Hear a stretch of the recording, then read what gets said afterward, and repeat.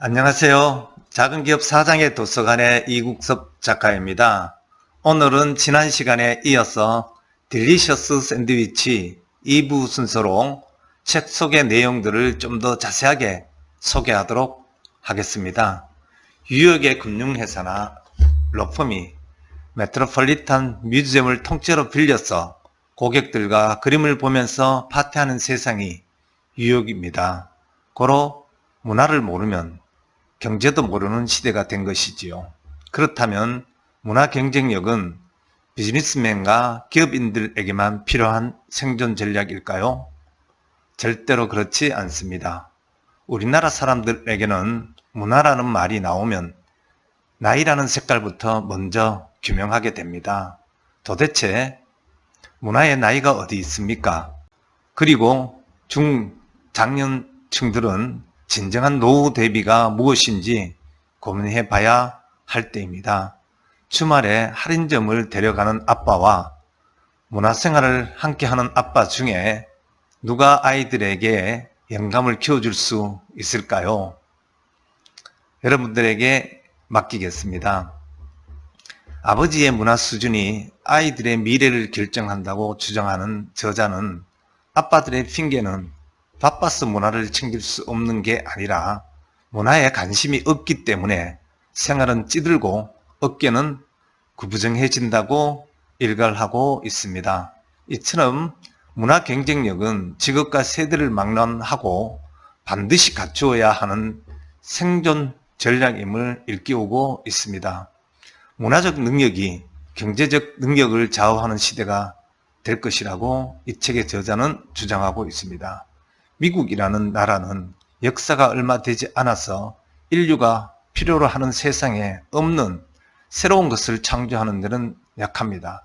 하지만 기존의 것을 새롭게 바꾸는 것은 잘하는 그런 나라입니다. 즉 융합을 통하여 새로운 것을 만드는 것은 어느 나라보다도 아주 뛰어납니다.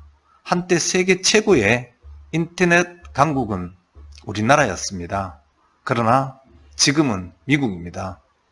그것은 미국이 수많은 개인과 집단이 감동적인 스토리와 콘텐츠로 그 공간을 채울 수 있는 문화적 능력을 갖추고 있기 때문이고, 한국은 빈약한 상상력과 부족한 콘텐츠가 발목을 잡고 있기 때문이라고 이 책에서는 말하고 있습니다. 단순한 스토리를 가진 신데렐라는 동화를 2편, 3편을 제작하여 궁중생활에서의 신데렐라의 모습이나 그 언니들의 삶을 상상하는 이야기를 만들어내어 판매합니다. 또한 라이온 킹을 애니메이션, 뮤지컬 등 다양한 형태로 변화시켜서 상품을 만들어내기도 합니다. 우리나라 사람들은 라이온 킹 하면은 아이들용으로 인식되고 있지만 미국에서는 그 작품이 남녀노소 모두를 대상으로 하는 이야기인 것입니다. 최근에는 실사 컴퓨터 그래픽으로 만든 영화로도 공전의 히트를 치고 있습니다.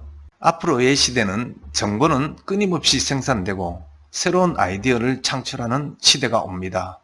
자라나는 아이들 세대들이 스스로 자신의 아이디어를 만들어낼 수 있도록 해야 하는 것이지요. 우리나라 사람들은 나이가 들면 시골로 가거나 노인들이 모여 사는 곳을 가기를 원합니다.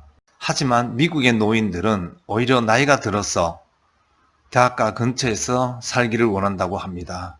왜냐하면 끊임없이 변화하는 젊은 세대의 모습을 느낄 수 있고 공연 등의 기회도 많이 있기 때문에 그렇다고 합니다. 또한 각 대학에는 우수한 평생 교육 프로그램이 있어서 노후에도 새로운 것을 배울 수 있는 삶을 즐긴다고 합니다. 한편 컬처 비즈니스의 시대에는 글쓰기 능력도 매우 중요하다고 말하고 있습니다. 리더십이 있고 없음에 대한 기준 중에는 글쓰기 능력도 있습니다. 세대 간에 소통할 수 있는 것, 그리고 사람의 마음을 움직일 수 있는 것, 보다 진심이 담겨 있다고 생각하는 것은 말이 아닌 글이라고 합니다. 하버드 대학에서 중요한 강의 중에 하나는 글쓰기 강좌입니다. 어느 전공, 어느 분야를 막론하고 논증적으로 글을 쓰는 능력이 아주 중요한 시대가 된 것입니다. 글을 쓸 때에는 어렵게 쓰는 것이 아니라 가장 이해하기 쉽게 써야 하며 사람의 마음을 움직일 수 있도록 써야 하고 또 단어를 나열하는 것이 아니라 버리는 것에 집중해야 된다고 이 책에서는 말하고 있습니다. 뉴욕의 공연 문화도 철저히 비즈니스와 연결되어 있습니다. 뉴욕 주립 극장은 요일에 따라 좌석에 따라 달라지는 가격이 24가지나 된다고 합니다. 한 사람이라도 더 끌어모으겠다는 그런 방안입니다. 단순히 VIP석, R석, S석, A석, B석 등으로 구분하는 우리나라 공연장가는 딴판인 것이죠. 기업도 제품의 기능이나 서비스의 질보다 상품에 담겨 있는 라이프 스타일이나 스토리를 만들어내는 게 아주 중요합니다. 소비자들은 기능적인 제품보다 문화가 바탕에 깔려 있는 라이프 스타일이 녹여 들어간 감성을 원하고 있기 때문입니다. 국가와 기업과 마찬가지로 개인도 문화적인 마인드를 소홀히 해서는 안 되는 것입니다. 앞세대와 뒷세대에 낀 20대 샌드위치 세대의 숨통이 튈 공간도 사업의 기회도 문화에서 찾아야 합니다. 내가 꼭 알아야 할 것은 눈앞에 낀 안개는 바로 사회적 통념이고 내가 꼭 찾아야 할 것은 내가 진짜 하고 싶은 일이 무엇인지 이런 것들은 결국 키워드가 문화 경쟁력이라고 이 책에서는 말하고 있습니다. 애플이 만들면 전 세계인이 라이프 스타일을 바꾸는 문화상품이 되고 다른 회사가 만들면 전자제품인 이유는 기술과 기능 대신 문화와 스타일을 소비하는 고객의 마인드를 읽고 있느냐 그렇지 않느냐의 차이라고 합니다. 고객은 제품의 기능이 아닌 시대 정신과 스토리, 라이프 스타일을 소비하는 시대입니다. 문화가 밥 먹여주는 컬처 비즈니스 시대가 도래했다고 볼 수 있겠습니다. 마지막으로 이 책의 205페이지에 있는 전 코카콜라 회장의 유명한 신년사 내용을 한번 낭독하고 딜리셔스 샌드위치 2부 순서를 마칠까 합니다. 신년사, 삶은 공중에 5개의 공을 돌리는 저글링 게임과 같습니다. 5개의 공에는 1. 가족, 건강, 친구, 영혼, 영혼은 자기 자신이라고 이름 붙이고 공중에 돌려보십시오. 당신은 곧 1이라는 공은 고무공이라는 것을 알게 될 것입니다. 떨어뜨려도 바로 튀어 올라옵니다. 그러나 다른 4개의 공은 가족, 건강, 친구, 영혼, 이 공은 모두 유리로 만들어졌습니다.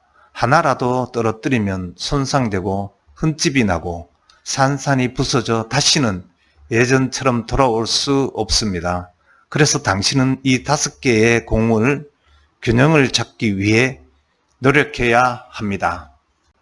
여러분, 딜리셔스 샌드위치의 책을 소개해 드렸지만 제가 이 책의 전부를 소개할 수는 없고 다소 부족하지만 이 책의 일독을 권하면서 오늘 시간을 마치도록 하겠습니다. 고맙습니다.